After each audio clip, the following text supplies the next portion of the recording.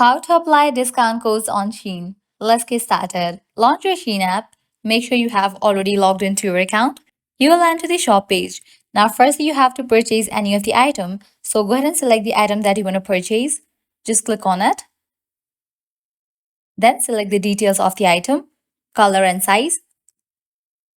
Once we're done with selecting the items and adding those items to the cart, head over to the cart section. At the top right corner, you're going to find the cart icon. Click on it. Once you're in the cart page, you're going to find all the items that you have selected to purchase.